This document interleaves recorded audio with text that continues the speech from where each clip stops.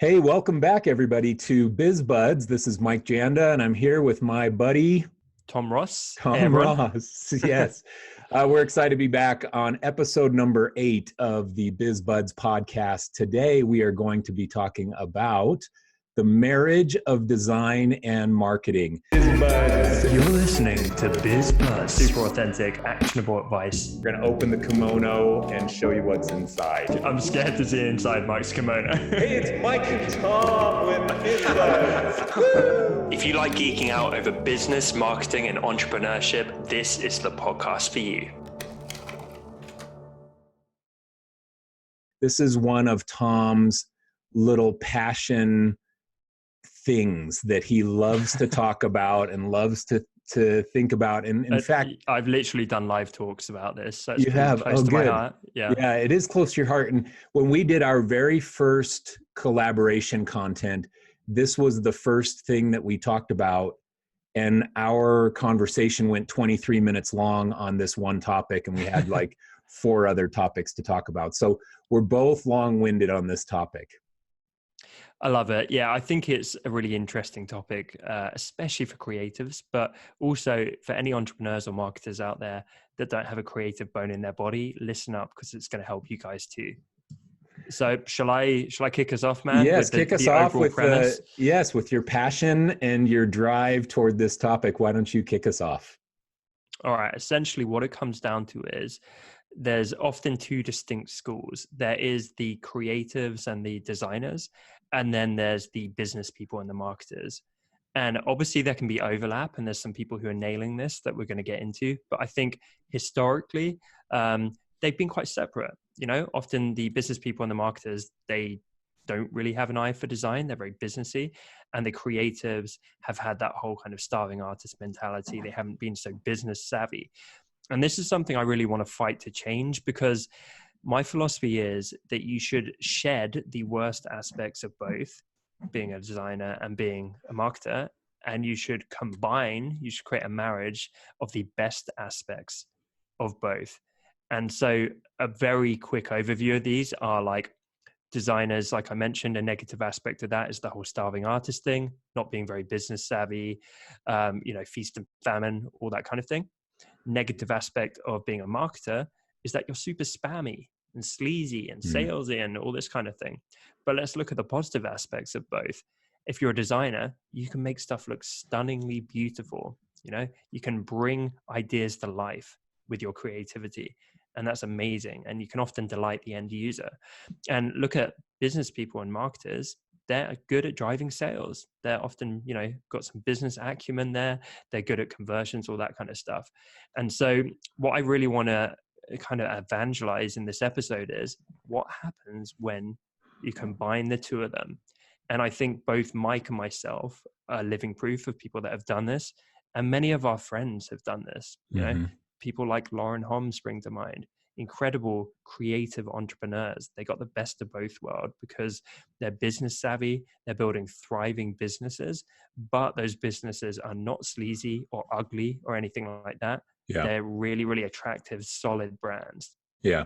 Big brands that do this well, look at Apple. We use Apple and Nike for such a great examples of hitting the mark on branding, design, marketing, positioning. I mean, you go down the list, they check every single box, and they've set the standard for so many businesses to try to achieve that level. I think it would be helpful if we go back, let's go back to the roots and kind of define marketing in general for a tent pole of this conversation. So for me, marketing is and generic business description of marketing is all about attracting and retaining customers. It's about identifying a target customer and then getting your product or your services in front of that customer in a way that makes them want to buy. That's marketing in general. Do you have anything to add to a definition of marketing? I think that's a pretty good broad definition. And what's important to note is there's 1,000 ways to skin a cat, right? Yeah. So there are terrible ways of being a marketer And there's some fantastic ways too. Yeah.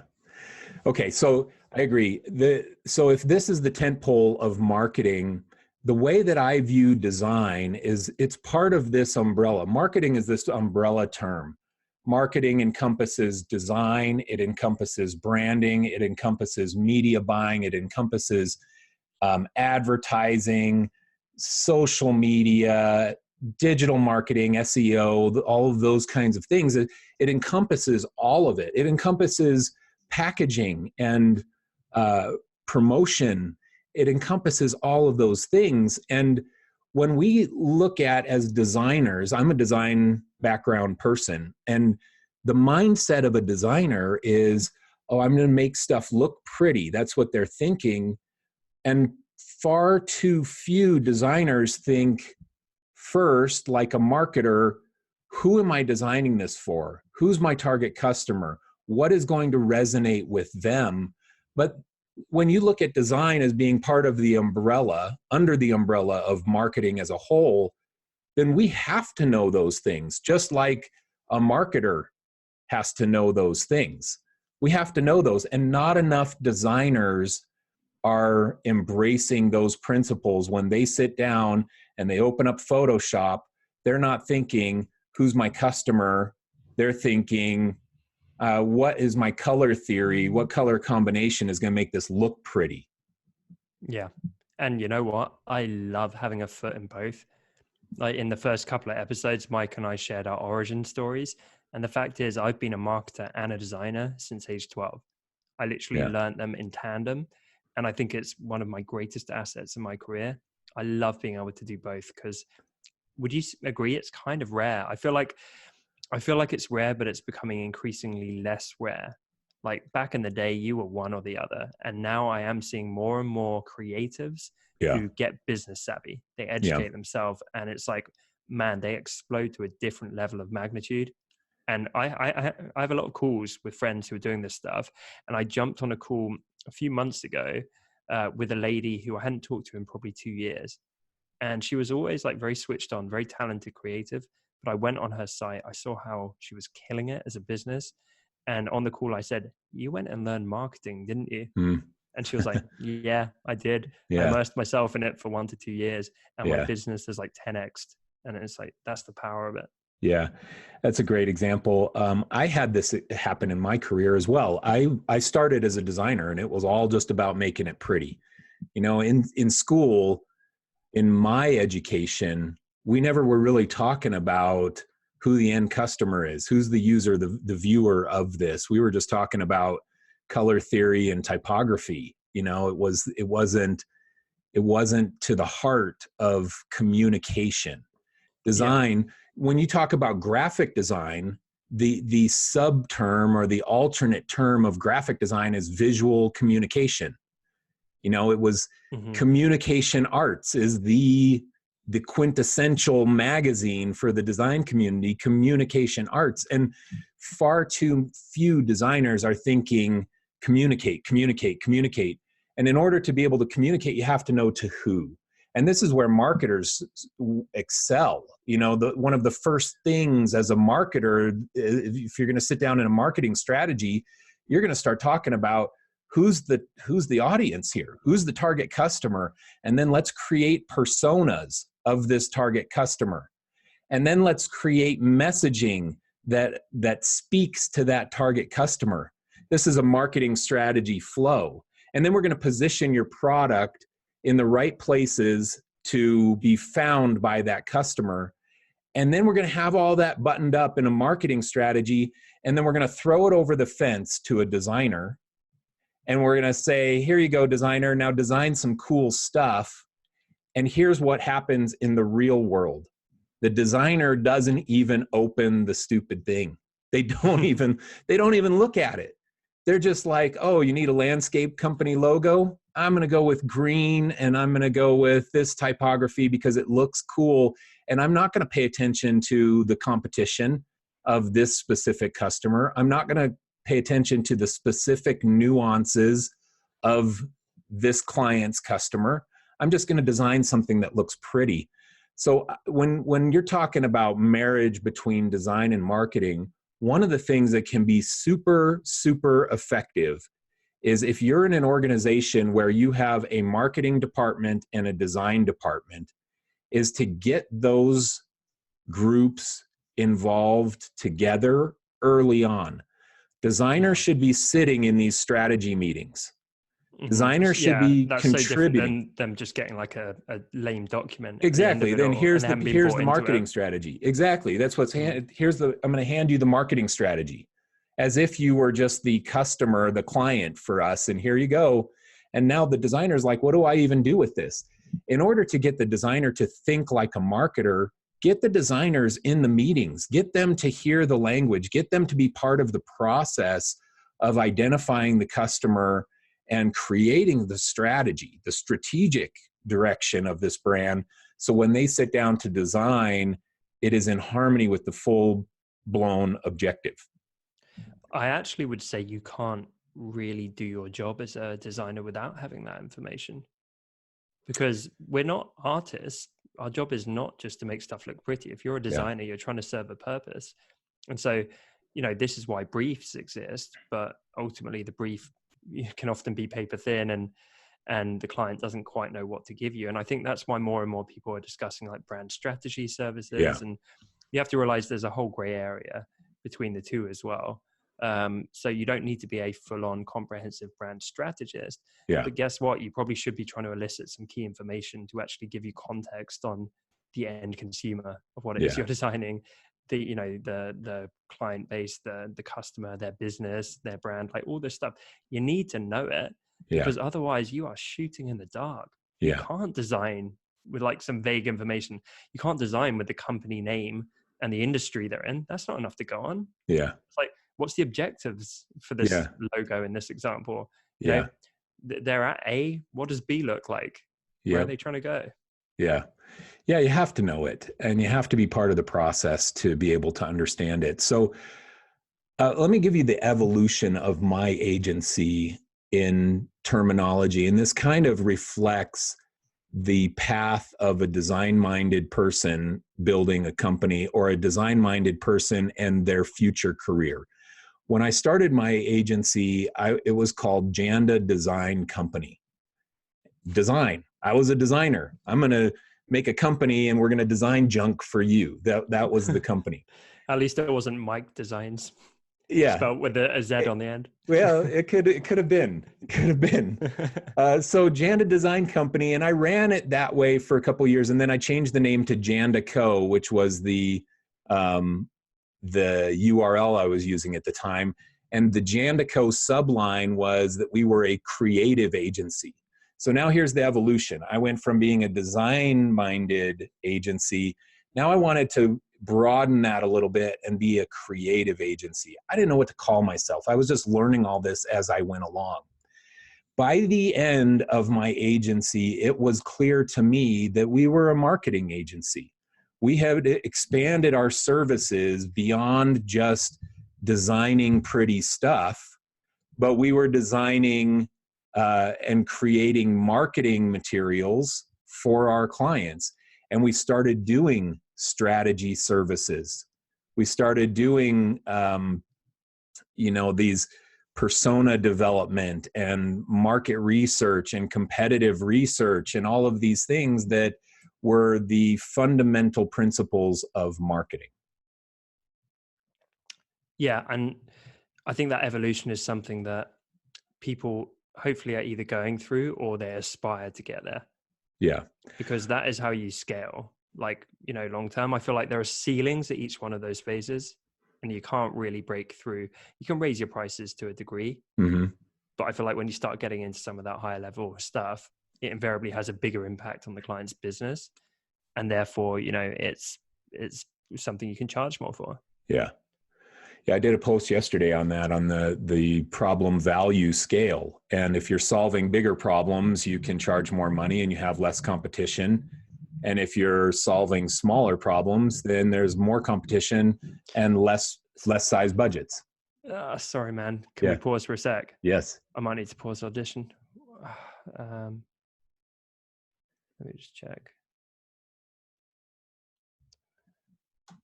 Okay, what the hell?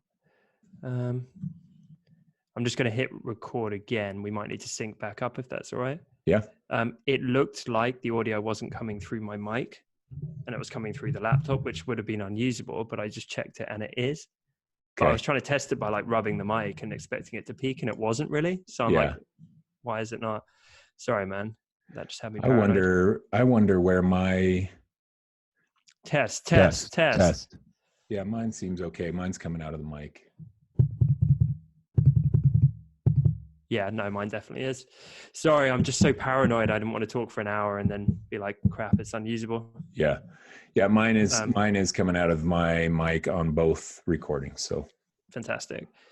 Yeah, sorry about that. Shall we sync back in? Yes. Marco. So Marco, at about 14 minutes in, I was ruffling on the mic, trying to test it. If we could remove that and any other weird noise from my side in the last 5 minutes, and let's sync back in and cut all this out, please. Hang on, I'm making a note for myself. Okay. Cool. 3, 2, 1. All right, I can focus now. I was just freaking out around that. Yeah, I saw you doing something. I didn't know if it was like lagging, so I just kept talking. Yeah. So, okay. And we're back. All right. So what I was talking about was the evolution of my agency from design to creative to marketing agency. Yeah. And within that, did you notice a certain degree of scaling up with each move? Oh, so as you got more into the business solutions for your clients. I was forced into it by clients. They would request bigger services because we were doing good with service level C, and they now wanted us to try and do service level B or A. So the client requests forced us to do that.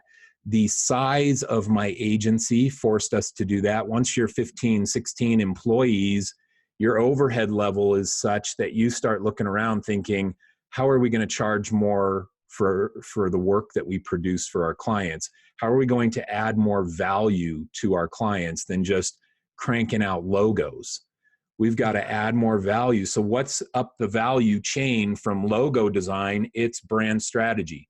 What's up the value chain from brand strategy? It's full marketing strategy. You know, if we look at branding and design as sub-disciplines under marketing, then we got to go up the value chain to be able to grow in our career or to grow our business, to expand the value that we deliver to our clients. Yeah, and I feel like we could do a whole episode just on brand strategy, to be honest. We will. And how to do that evolution. Yeah, we definitely will. I think it's worth noting that evolution from junior designer to full strategy service offering, that is only one way in which you can benefit from combining marketing savvy with creative skills. Another way I'm really passionate about is actually just using your creative skill set to enable you to be more of an entrepreneur.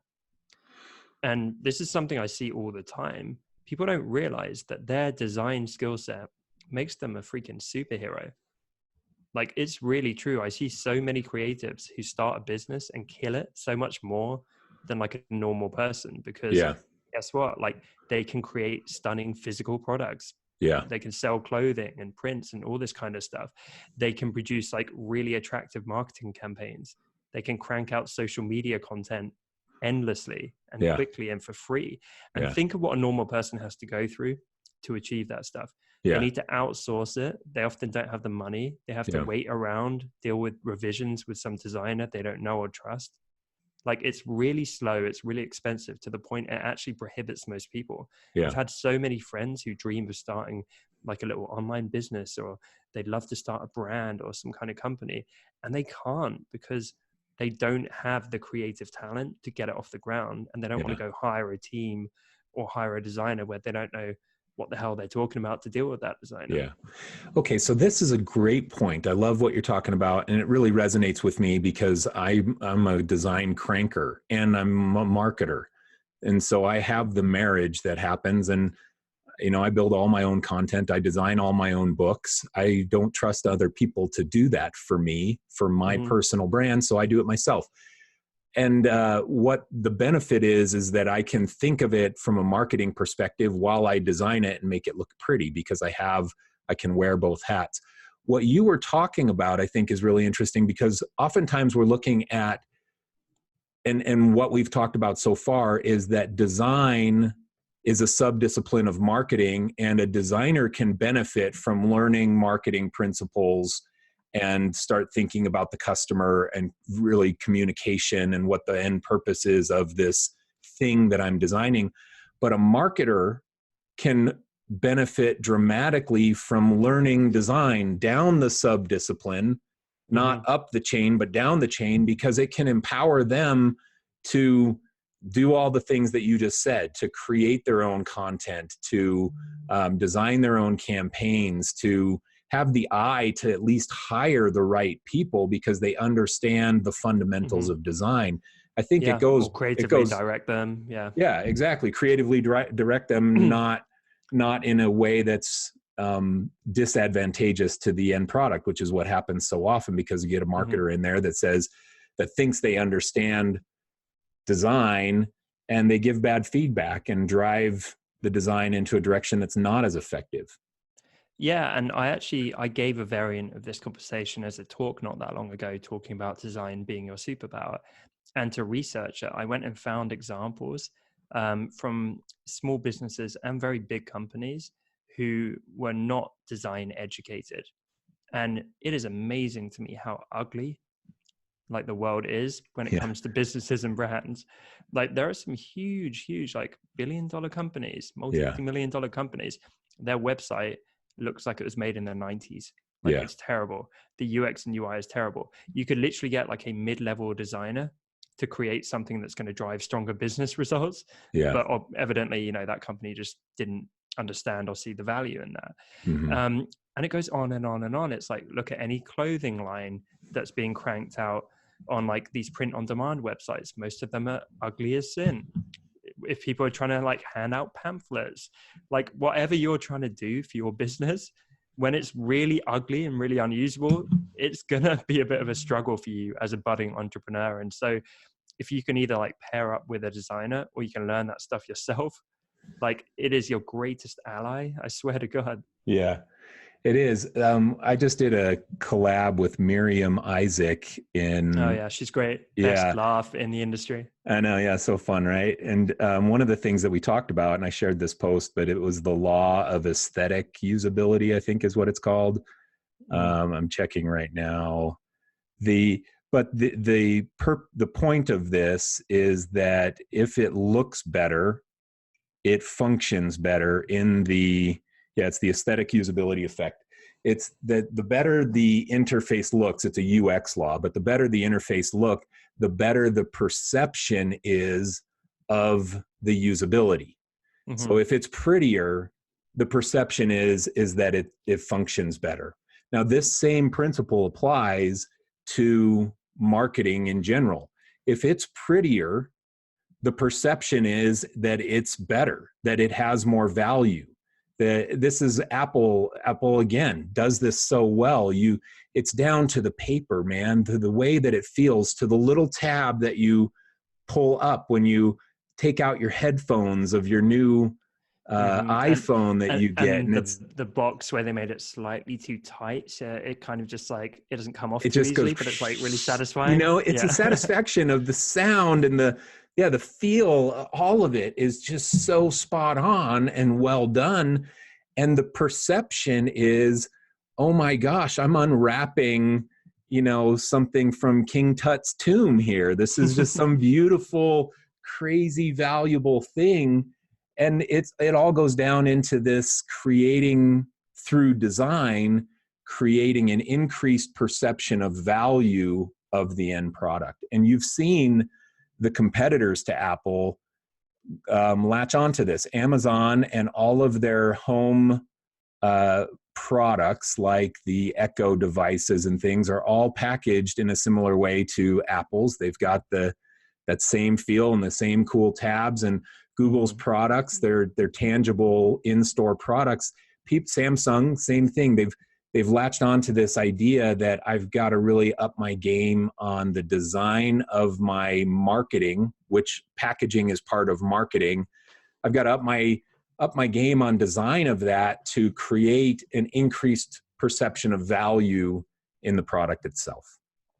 Yeah, I love that. And even in my field of web design, when I was freelancing, you could do that. Like you would slap a fancy new design on a client's website, Yeah. and it felt like a magic power.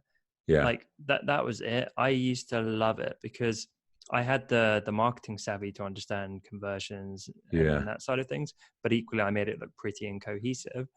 And my USP was every time a client worked with me, their sales would go up 50 to 100% overnight. Like literally we would roll out their redesign. Yeah. And if they were making 10 grand a month, now they're making 20. It's awesome. And like when you can do that, it literally feels like you got the Midas touch. Yeah. And like right now, I can't remember if I mentioned to you, I'm working on this whole course thing around email marketing. And similar thing, I've been able to combine design and marketing. And there's been about 40 people I've worked with now. And their newsletters have increased 500 to 1,000%, like Yeah, 5 to awesome. 10x. Yeah. And again, it's like, damn, like I can do this over and over again. Like this is what comes easy. Yeah. And so it might not be website conversions, it might not be email growth, but like if you can actually find that intersection between your creative skill set and like learning some great marketing stuff, like it really does feel like just this wand that you can wave over either your clients or like a business venture you're trying to start. Like most people can't do that stuff. Most people don't live in that intersection. Yeah. I agree with that 100%. So where do people learn it? This is the question that the listeners are thinking right now. Okay, I'm a designer. Where do I start to try and learn marketing? What's your first suggestion? First of all, hit subscribe to BizBuds every week. Yeah. that goes so pay attention saying. to us for the next 2 years, and you will have a lot of logic under your belt. All seriousness, that's why Yeah. we're making this show, right? We want you to get a ton of actionable tips and the right kind of mindset. Shout out to the gang at The Future. I think they're doing very well because they're putting out great value around teaching business, the business of design, right? They're teaching business to designers. There's a lot of like really great free content out there now. But something you might have seen I posted on my Instagram this week, Mike, like it has to come down to the doing, because there is so much free information out there and there's so much of it. Like people are not doing, they're just reading and reading and reading. And I was being kind of tongue in cheek with this post I put out. I went, look, everyone's saying the same odd stuff anyway, right? Yeah. And I just listed about 30 things off the top of my head. I was like, there's your comprehensive list. It was like, if you want to like do good in marketing, do these things. It's all like bring value, niche down, like, have a high converting landing page, like be part of the community, like do content marketing. Just, it was like 30 things. And it was like, just reading that list isn't going to help you though. Yeah. Right. If you want to get good at marketing, you got to pick one of them that stands out to you, and you have to go deeply learn and execute it and put it into practice. Yeah. That's the only way you see benefit. Like I got a buddy who decided to learn Facebook advertising. And so guess what? He didn't read like an Instagram carousel to teach him how to do that. He went and took multiple courses. He chucked a bunch of money at it. He failed a bunch of times. He did a ton of split testing. He created endless ad graphics and videos, and he ran all these different campaigns. And after 6 months of doing that at considerable like expense and time, he was crushing it with Facebook ads because he put in the work to actually get good at them. And that's like a speck of what you can learn with marketing, but he picked one thing and he went with it. And I'm sorry, ladies and gentlemen, that is the only way to do it. It's the only way to learn anything. I get terrified, and I'm on a bit of a rant at the minute, I think, publicly about this. I get terrified of seeing everyone surface level scrolling and just nodding along and being like, oh yeah, that's cool. I understand that I need to do that. The number of people that keep telling me that they know what they should be doing. And it's like, knowing, you don't really. It's like knowing is completely different from doing. You don't know how it transpires and if you're going to be any good and all the roadblocks you're going to run into until you actually do it. Yeah. Well, it's interesting what you brought up there, because you gave an example of somebody who learned and experimented to find the right settings on the dial to become good at Facebook advertising. for example. So marketing is experimentation. It's all about experimentation. And when you're going to start trying to learn marketing principles, you've got to learn something, like Tom said, and then put it into practice and experiment. Experiment. I mean, people should be thinking in this is like doctors. Doctors practice medicine. Yeah. That's how they phrase it. Doctors practice medicine. Marketers practice marketing. It's the same exact mindset. Why do they use that phrase practice? Or you practice law. I'm practicing law. Why is it that phrase? It's because you're working at it and improving all the time. There's a never-ending quantity of things to learn, to try, to improve the end result for your customer. And as marketers, we are practicing marketing, just the same as doctors and lawyers. Yeah, I couldn't agree more. I mean, like, I'll throw out some numbers. Like, on this show, we always want to be realistic, right? So I'm happy to share the numbers. I have, in my career, put out over 400 podcast episodes. I've written over 1,000 blog posts. I've designed over 500 websites. I put out over 700 Instagram posts. Like, you start to see a pattern, right? And guess what? The first website I did sucked. The first podcast I did sucked. Like, first blog article sucked. It's always the way. Like, just do it freaking hundreds, if not thousands of times. Yeah. And then it's like, cool, now you learned it. But again, you didn't learn it just by, like, including this show, right? We want to make the show as actionable and as great as possible. But ultimately, we want you to go and do, because listening to us for an hour and nodding along and kind of being like, yeah, I think I get it. Like, not the same way as going and implementing what we suggest and doing that 500 times. Yeah. I love that comment. Okay, so I'm going to give a couple of actionable things, because some people are thinking, okay, I still don't know where to go. The first thing is to learn that there's a core concept behind marketing, and it's called the 4 Ps marketing mix. This is one of the most fundamental marketing concept strategies that exists. And the 4 Ps marketing mix refers to one of the Ps as product, price, placement, and promotion. So those are the 4 Ps: product, price, placement, and promotion. Now, product refers to everything from the design of your product, the features, the packaging, the quality of your product, all of those things. Price refers to where you're priced in the marketplace relative to your competitors in that same marketplace. Placement includes where you're selling it. Are you selling online, retail, digital? Are you selling through social media? Where are you selling this? Where are you making this available? You have door-to-door salesmen. What's your strategy on placement? How are you getting it in front of your customer? And then promotion consists of the advertising messages, and branding and things fit inside of this bucket of promotion, of how do we talk about this and communicate the message to the right people. So those are the 4 Ps. Go and start learning that. That is step number 1 that will help you think like a marketer. When I was looking at that this morning too, Tom, I thought, where does design fit into this?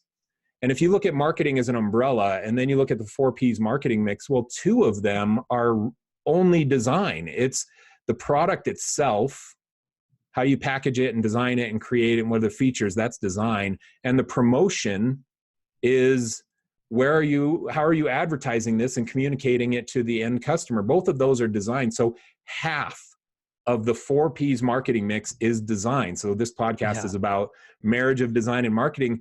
The marriage is already there in core marketing principles. If it's not represented properly in your business, it's your fault for not looking at the other half of the marketing mix puzzle that we're trying to create.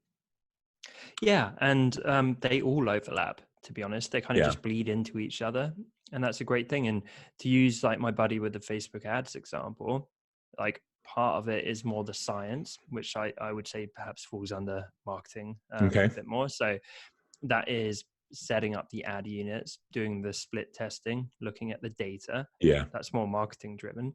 But guess what drives those results and data? It's generally the creative. Yeah. How compelling is the graphic? Is it eye-catching visually? Is it nicely designed? Is it appropriate? Is it professional? Is it like a great video? Is it a great image? And so that ties in, but then that kind of bleeds back into marketing and strategy, where it's like, Mm-hmm. okay, it might look pretty, but is it communicating the right message? Is it connecting with the right people? And then you adapt it, and then you target a different group of people because the data Mm-hmm. kind of informs you to do that. So then you have a creative which is going to deeply resonate with those people. It's like back and forth, right? So Yeah. I want to kind of dispel this thing of there being such a divide. You're either in that camp or that camp. Yep. It's like the two just meld together endlessly. Yeah, I agree. There's a P missing in the 4Ps marketing mix, by the way, and it's people. It should be the 5Ps marketing mix, because understanding the customer is such a critical component of marketing and design that I'm surprised that it's implied in all of the other Ps. I understand that. But I think that it's so critical, especially in the way we market things in 2020 and beyond. People deserves its own piece of the 4Ps marketing mix pie. Let's call it a 5Ps marketing mix. Sounds delicious. It does sound good. Pie. And pizza. Yes. All right. So something I've noticed is marketers need to learn to sell less. Designers need to learn to sell more. And I like it. Almost everyone out there needs to learn how to sell less, especially marketers. Like they are just sell. So many of them do this all the time. And it's reducing people to numbers and metrics. It's squeezing them into a funnel and making people feel like crap in the process. And you can feel like your wallet is being extracted out of you as you go through some of these marketing funnels. And I hate them. There's a real special place in my heart for them. But if they're done right, they can be delightful and they can actually feel nice for the user. Yeah. It's a kind of side note there. That's where the marriage really pays off. Like there's some marketing funnels that's like, well, I kind of know I'm in a funnel, but it doesn't feel like a traditional sleazy funnel. This is like a delightful journey that's actually teaching me stuff and bringing me value. And I want to be here. But as I say, designers, they seem to be the only people who don't have this problem with like they're selling too much. They're the complete opposite. And so many of the people that I coach, they're like, I couldn't possibly mention that I have a product on offer on my Instagram. I couldn't possibly put out one story a week telling people to actually do something for me, whether it's sign up for my newsletter or buy something from my store. Like they feel so uncomfortable doing that. And it's like, oh my God, like, it's kind of, first of all, it's kind of refreshing because if you come from a marketing background at all, it's like, oh, there are good people out there. But then it becomes heartbreaking because it's like, if you just got 1% of like the sales tenacity of these marketing people and just sprinkle that on top of what you're already doing, you're going to see so much benefit. You're talking to me right now because I am a design-minded person who hates to sell. I don't hate to close a deal with a client. I don't hate selling somebody who comes into my office wanting a new identity for their company. I can sell that all day long, but I hate to try to sell to people who haven't come to me first. Yeah. And that's the challenge. So it really resonates with me what you're saying, because I have a lot of products that I have available. I have a course, I have multiple books, I do coaching sessions, I have those things. And all of my sales for those things just come from the style of drip marketing, which is mostly social media marketing of posting valuable content, building an audience, and the people who my content resonates with the most dig deeper and try to find, whoa, what else can I get from this guy? And then they start asking for coaching sessions, or they buy my book and then they post my book. But I don't come out on my stories and say things like, okay, I just launched my new course, or I'm doing a discount on this. I've never done any of those things. And it makes me feel funny to do it because I come from the camp of a designer who needs to learn to sell more and not a marketer who needs to learn to sell less. And I actually think you probably would benefit from selling more. Oh, for And sure. I'm sure there's a lot Yeah. of designers nodding along right now being like, yeah, Mike's got it right. Yeah. It's like, not necessarily. I mean, Exactly. like, I love what you're doing. And to be honest, it maps to your goals, right? You're Yeah. not there trying to put food on the table. You sold your business. You're comfortable. You're doing this Yeah. for the love of it. Yeah. So that's fine. You're kind of choosing this approach. Same thing with me. Like, I do a bit of like group coaching, which I drastically underprice. And we've talked about this because I just like helping people. Yeah. I'm making like freaking $800 a month from that, man. Like Mm-hmm. there's people and mutual friends of ours that I unofficially business coach who are making six figures a year Mm-hmm.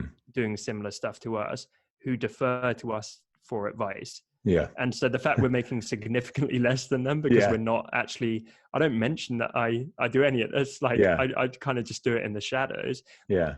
because it's our creative outlet. Yeah. This is not us trying. Like, this is not us trying to make a successful business. Like, when we're both on, we're on. Like, I know Yeah. what you were like growing your business Yeah. and what I've been like growing mine. Like, when we go after something, we go after it. But Yeah. our intent right now is not to make money. We're building brand equity. We're building community. Like, if there comes a time where we want to like properly cash that in, we're going to do it. Right. Mm-hmm.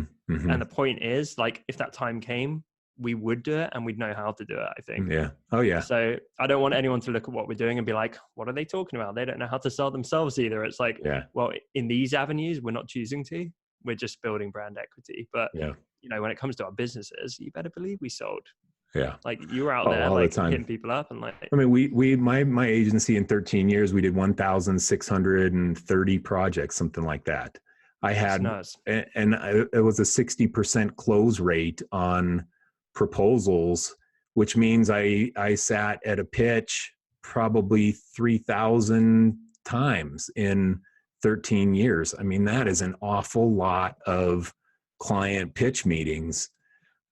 So yeah, I mean, I know how to do it. It's just the struggle to feel funny doing it. Like any designer listening to this thinks themselves, oh, but I feel funny doing it. You're not alone. I feel funny doing it too. So let's take Tom's advice and let's, as designers, learn how to sell a little more. And for the marketers listening, let's learn how to sell a little less. Let's learn how to create content to provide value to others, more of a drip marketing strategy, not so much a sales-oriented strategy. Yeah, and like I said before, stop reducing people to freaking numbers. They're real people. Mm-hmm. Like, I jump on phone calls with our customers and with our partners at my company.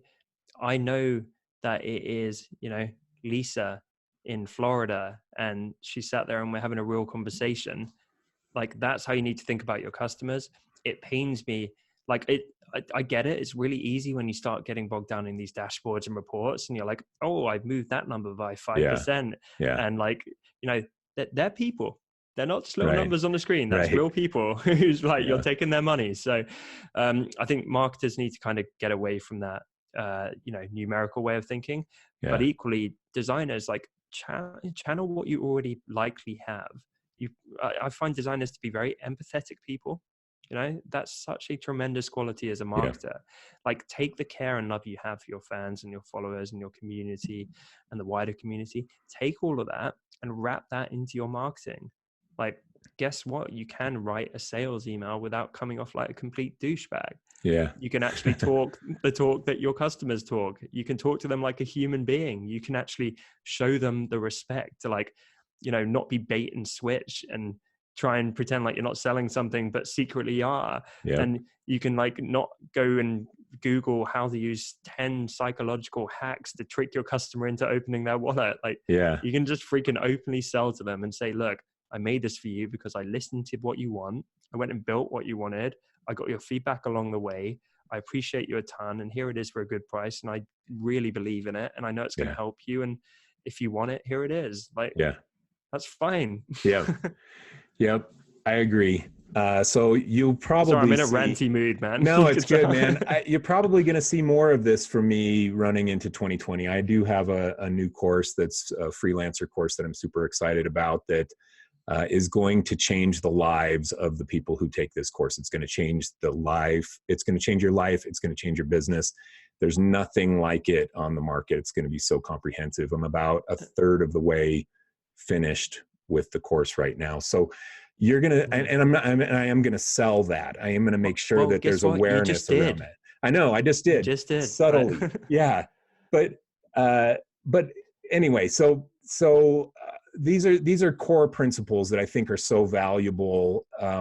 We got on this rant, the start of this rant with the 4Ps marketing mix, and talking about, okay, if you're how do you learn marketing? Or how do you learn design? If you're a marketer, how do you learn design? If you're a designer, how do you learn marketing? Another piece of content that I want to share is the book Seth Godin, This is Marketing. It is a phenomenal book and a great starting place to help anyone start thinking about marketing the right way, a different way. If you're a designer and you don't really understand marketing, read that book. That's the starting point. It's an Mhm. easy read. It's written well, and it's just filled with good, solid, fundamental principles that need to be floating around in your brain when you're working in your career. You have to have those things floating around in your brain. So This is Marketing, Seth Godin. Make sure you pick that book up and give it a read. It's on my bookshelf. Yeah, And look, case in point, you just sold that book. I did. I'm Yes. sure Seth is gonna, sell a few extra copies on the back of this episode. Yeah. We're not going to see any commission, but didn't mean he didn't sell it. Yeah. But you did it because you think it's going to help people. Yeah. And wouldn't make a jot of difference if that were your book. If it was This is Marketing by Mike Janda, Yeah. then you should have been able to position it in exactly the same way and it'd be just as authentic. Yeah. True. Okay. So there's a great point, Tom. If it is going to help someone, then you shouldn't feel bad at all about pitching it and promoting it. And you touched on that in your last rant, but that's a big difference between marketing, sleazy dirtbag marketing, and marketing that has a valuable product that will benefit the customer. It's a big, Yeah. huge difference. So if you believe in what you're selling, then sell it and don't feel bad about it if you believe that it is going to help your customer. Yeah. Amen to that. I'm going to throw out a do not do as well. Something I hate when marketers do this. Ironically, this is a lot of stuff that that I've learned over the years, not like learned and implemented, but in trying to learn marketing, you come across some of this black hat stuff. Yeah.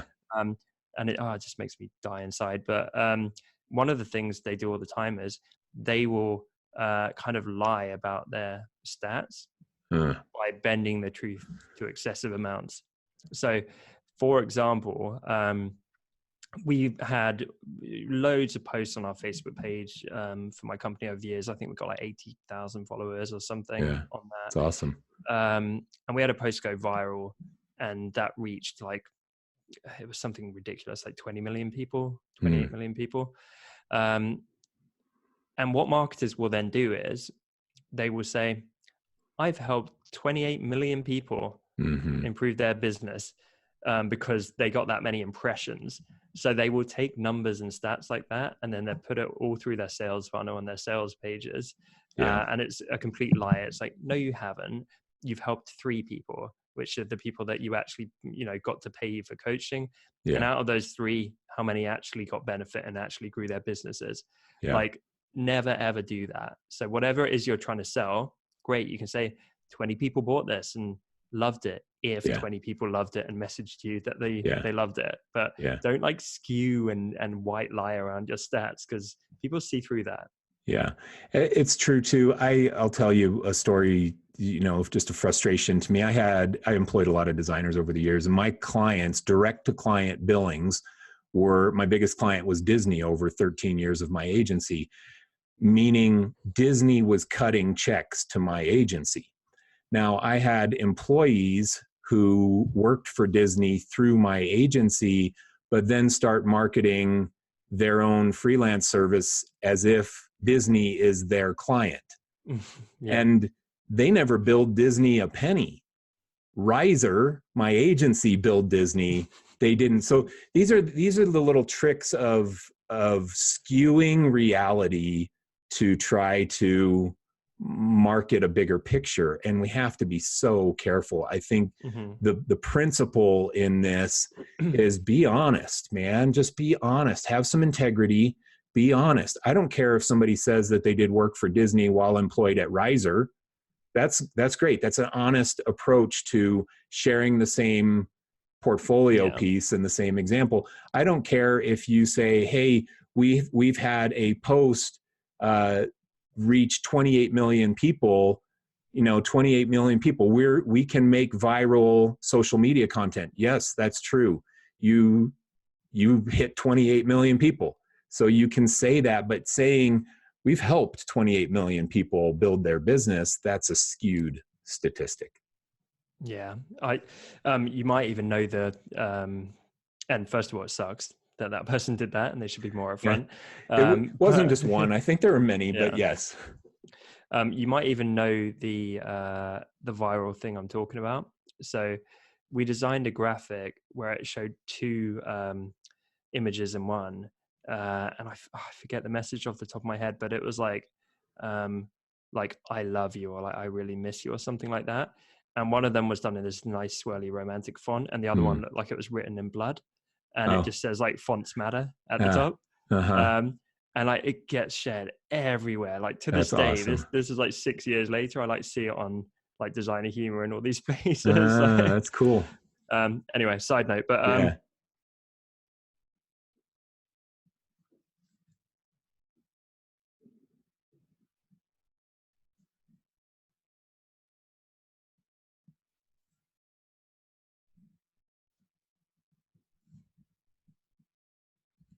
this thing, like it's like when I was 13 years old with my best friend and we raided his parents' alcohol cabinet. We didn't have a little tipple. We kept drinking to see what would happen and see what the limit was. It ended up with some embarrassed teenagers and a whole lot of sick, which is not very pleasant. But people do the same thing with their marketing. And so a great example of this is you can play up to people's concerns and worries and use that in your marketing. That in itself is not a bad thing. It would be fine for me to say, if I'm promoting Mike's future course, hey, freelancers, are you struggling? Like, are you, struggling to make ends meet? You can't raise your prices. You feel like you're floating around. Yeah, that sucks. I get it. I've been there too. And so is Mike, but he's made this course. Go get it. That's fine. What isn't fine is when you take that to the extreme level where you make people feel like a piece of crap because you've got them in this psychological hole of like, your life is terrible. Like you suck. You're a piece of dirt. And like, you should hate yourself. And the only solution is my $2,000 course that's going to dig you out of this pit of despair. And that's what happens when people take it too far. Yeah. I think that that goes back to being honest and having some integrity in your marketing. It is okay to prey upon the pain of your customer if it's pain that they really have and really should have. I talk about this in sales mindset, but people buy when they have pain. If they're losing customers, they have pain. So if you go to a business and you say, and I use Joe's Pizza as an example, just because this is such a generic sounding pizza shop. So Joe's Pizza is the one pizza joint in a 5-mile radius. And you go to Joe's Pizza because Joe had a competitor open 2 miles down the road that makes better pizza for cheaper. And now you go to Joe and you say, hey, Joe, you have a competitor over here. And did you know that they have a Facebook page and they're giving away daily deals? And they have 7,000 followers on their Facebook page and you have 100 on your Facebook page. I can help you improve your Facebook page to better compete with Ralph's Pizza down the road. Now, what you're doing there is you're talking to Joe about pain that Joe may not know he even has, but you're creating pain in him through this sales or marketing approach. But it's real pain that Joe should have, and it's real value that you can provide to help Joe grow his business. So you should not feel bad about taking that approach. It's not the approach that you're talking about, creating unnecessary pain that somebody doesn't have. Joe really is going to have pain. Joe is going to lose his business. If Ralph makes better pizza for less money and has a bigger audience, Joe will eventually lose his business as a result of that. And then it's the nuance, right? Because you don't want to bluster into this guy's pizza shop being like, you're going to lose your business. Your kids are going to starve. You're an idiot. Like, you're coming from a place, I presume here, of like, I'd love to help you here. Yeah. And look, I don't want to freak you out, but we work with a lot of people in your position. We've seen this time and time again. Yeah. So I would love to help you address this problem before it grows and it becomes a really big problem for you. So, whether it's me or someone else that you end up using, I really think you should address this. And I'd love to be the one to help you with that. Yeah. You see the difference between that? Massive difference. Great example. Crap, Joe. Joe, you're going down. Your building's on fire. I just ate at Ralph's Pizza. It's so good. Yeah.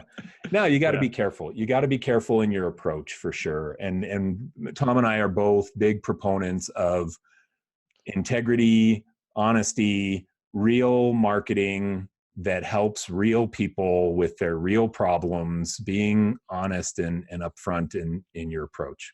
I love it. All right. Should we? We got like 3 minutes, I think, man. Yes. Let's do a little some serious quick fire. Let's do a little quick fire recap. Number 1, pick something. Marketing is such a big topic. Pick something and go all in on trying to learn that thing. That's how you get started. You just got to say, I'm going to take the 4 P's marketing mix as a thing, and I'm going to go and learn that thing. Or it might be SEO, or it might be, brand strategy, or it might be persona development, something. Pick something in this marketing umbrella and go after it. And I'm going to piggyback on that. That does not mean go watch a 10-minute YouTube video. That could mean devoting 4 months of like every spare moment of time that you have in your business to deeply implementing this thing to actually benefit from it. Good. I love that. All right. Do you have another? So if you are a marketer, then maybe it's time to call your jet Starsky and stop being so pushy. If you are a designer, then embrace your inner salesman a little bit more. I love that. We practice marketing. Just like doctors practice medicine and lawyers practice law, we practice marketing. It is experimentation. You try something. If it works, you do more of it. If it doesn't work, you try something new. You're just always tweaking the dials in marketing. Love it. Marketing can be your superpower as a creative. You can ship stuff faster, make it look better, launch businesses out of thin air. It is so amazing that you have all of this just at your disposal, at your fingertips. So please go capitalize on that. If you've got any entrepreneurial tendencies, embrace being a creative. It's an asset, not a drawback. Yeah. So to piggyback on that, if you're a marketer, get a good understanding of design. If you're a designer, get a good understanding of marketer. They overlap so comprehensively that you really shouldn't have one without the other. Balance. Learn the principles, but don't be 13-year-old drunken Tom. Don't take it to a dangerous extreme. Learn to kind of, test those boundaries, but never, ever stop respecting your consumer, because that will potentially tarnish your name for life. Yeah, good. And that, to piggyback on that, one of the other points was be honest, have integrity. Don't prey upon the pains of your customer in an adverse way. Go and be honest with the intention of really helping the end customer with a product or service that you believe in. And then marketing, sales is easy and not dirt baggy. Love it. And my final one would be definitely go eat at Ralph's Pizza because it sounds delicious. It does sound delicious. Do you have Ralph's Pizza in London? No. Is that a I'm sure thing? they're like I thought you 100. just No, made that up. it's not. I did make it up. Yeah. Yeah. Okay. Good. They're probably 100 I was like, Ralph's is this a Pizzas that are chain? loving this shout out right now.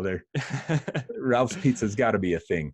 My final one, well, I have final two. So I mentioned the 4Ps marketing mix: product, promotion, pricing, and placement. Half of those are design centric. And so you cannot view marketing without design, and you can't view design without marketing. There's such a massive overlap. You've got to have a good foundation in both. And then the other one is a shout out to Seth Godin and the book, This is Marketing. It's a great place for people to start to learn some fundamental marketing principles that can change the way that you think about your career. I love it. I promise I'm not trying to get last word here. I just had one pop in my head. Yeah, good. So I mentioned people like Lauren Harm earlier, who are this classic intersection of business savvy, marketing savvy, and design and creativity. They have historically broken through because of nailing that intersection. I think Mike and I have as well. This is a golden era for that because it is only going to get harder. We've seen, both of us, right, even with the content we're putting out, more and more creatives are learning marketing. Yeah. And that's a great thing. Very happy about that. But what that will mean is there are more people who are combined marketers and creatives who begin to kill it. And so what was once a very rare breed, and it would be much easier to find traction and success, I predict in 2 to 3 to 5 years time, that is going to become infinitely more difficult to break out just by having a bit of marketing savvy layered on top of your creativity. So seize it while you can, execute it while you can, because there is still a huge abundance of opportunity there for you if you do. Totally agree. It is the future role of designers. So well put, Tom. Thank you, everybody, for listening to this episode of the Biz Buds podcast. As always, we appreciate your comments in our podcasts. And if you would love to tag us, we would love to share it. Hashtag BizBuds Podcast. We will watch for shares and tags, and we will repost and express our gratitude to you. So thank you for listening. We look forward to being back with you next week.